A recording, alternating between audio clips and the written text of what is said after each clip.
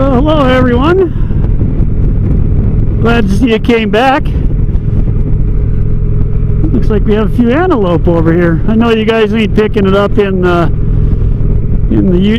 GoPro there, but there's a herd of there's some more over there. Looks like there's probably 20 or 30 of them over there.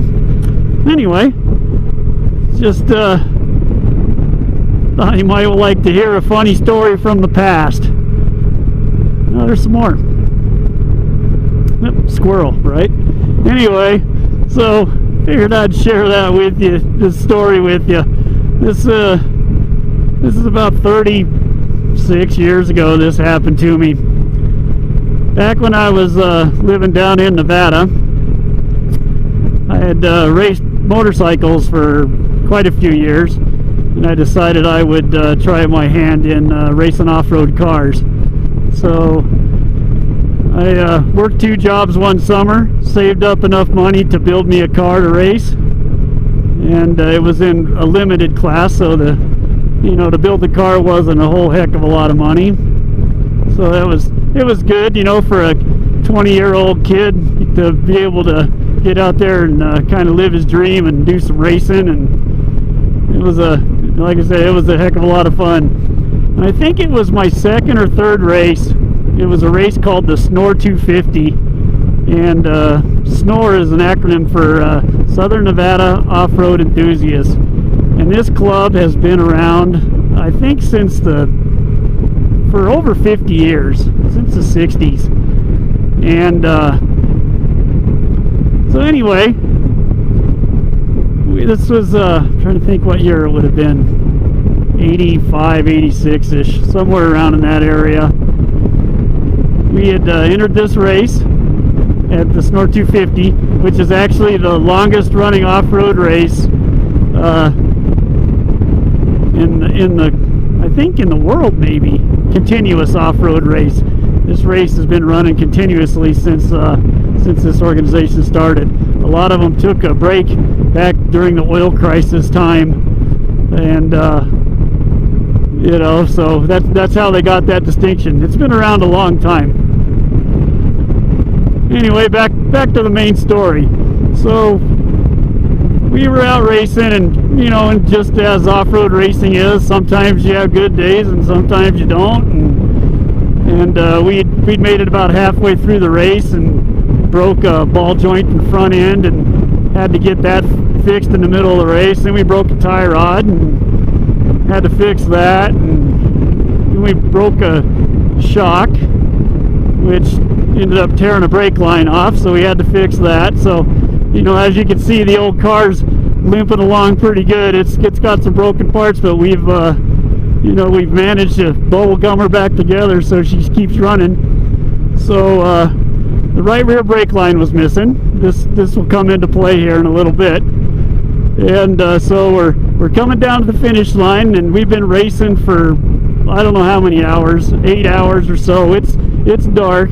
We've got the headlights on, and we're coming into the finish line. And the finish line for this race was the old drag strip at the Las Vegas Motor Speedway. And back in these days, in the 80s, the Las Vegas Motor Speedway is not what it is today.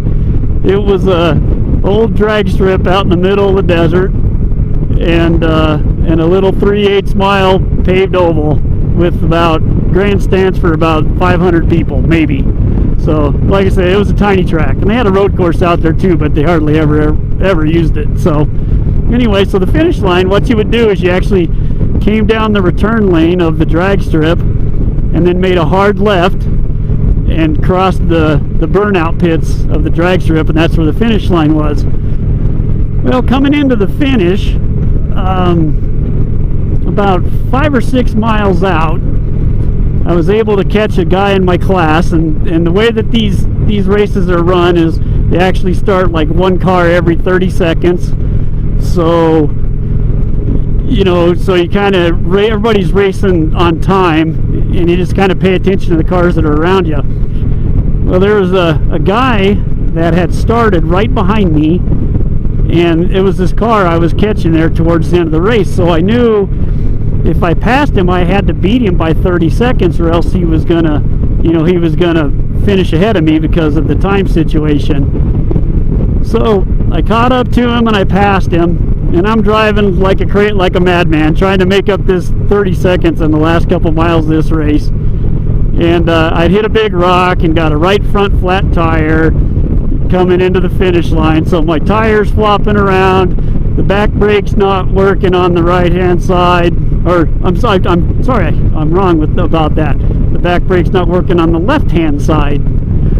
Like I said, this will all play into it here in just a second. So anyway, so as I'm coming down this return lane, trying to make up every bit of time, I got that poor little car just screaming its guts out, and I'm getting ready to make that hard left there at the end of the return lane, and I mash on the brakes to go to make that left. Well, the car just goes straight. I turn the wheel, the right front tire falls off the rim, the right rear brake is the only back brake that's working, so that makes the car turn right. So needless to say, I blow that corner. Well, right at the end of that corner, there's a porta potty, and I come screeching to a halt about 3 feet from that porta potty. And the guy, all of a sudden, the guy jumps out of the porta potty, stares straight at me, and it's the president of the racing organization. Now here I am, a 20-year-old kid, trying to make my way into this off-road scene, and I almost kill the president of the club in the porta potty in my second race ever, I believe. So as you can imagine, that left an impression that I carried with me for many, many years after that. Anyway, I just thought I might share that funny story with you, and kind of give you guys a glimpse into my past there. And like I said, looking back on it, it's pretty funny. And I don't know if anybody else remembers this besides me, but it sure does. It makes me giggle a little bit every time I think about it. Anyway, if you guys have any funny stories, I don't know if you're a moto vlogger, maybe you could throw a funny story about yourself that was pretty embarrassing at the time you did it, but as time passes, it's now just a big joke. And if not, throw some of your funny stories in the comments. I'd like to hear them.